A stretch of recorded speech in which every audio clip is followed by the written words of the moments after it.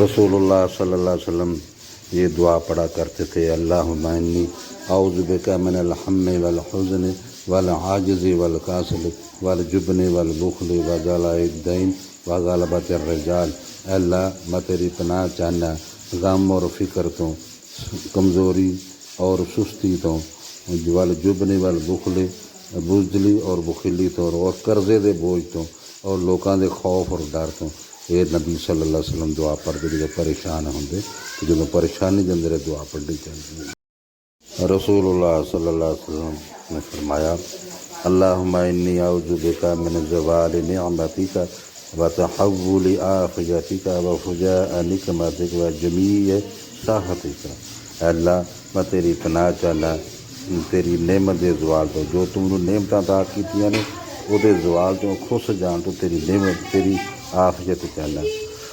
وتحول عافیتک، تیری عافیت میرے تو بدل جائے، وفجاء نقمتک، اچانک میرے تے تیرا عذاب آ جائے، وجمیع سخطک،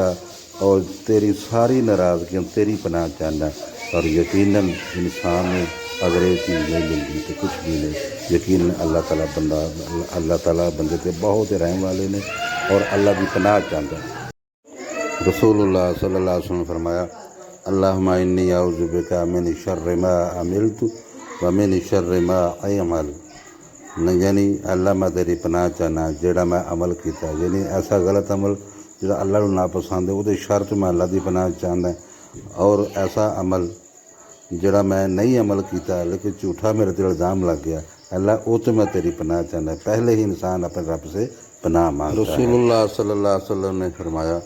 اللہم انی اعوذ بک من العرب من العلم لا ینفع من قلب لا یخشع من نفس لا تشبع ومن دعاء لا یسمع۔ اللہ میں تیری پناہ چاہنا چون چیزاں تو، ایسا علم جدا کوئی فائدہ نہیں، ایسا دل جڑا تیرے کو ڈردا نہیں، جدے چ خوف نہیں، اور ایسا نفس جڑا بھردا ہی نہیں، ایسا ڈھڈ جڑا بھردا ہی نہیں، خواہشاں مکدی ہی نہیں، ومن دعاء لا یسمع، اور ایسی دعا جڑی سنی نہ جائے اس میں تیری پناہ چاہنا، اور ایسا نفع والا علم مل جائے،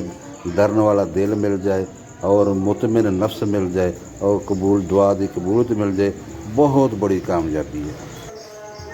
رسول اللہ صلی اللہ علیہ وسلم یہ دعا پڑھا کرتے تھے، اللہم انی اعوذ بک من الفقر والقلۃ والذلۃ واعوذ بک من ان اظلم او اظلم۔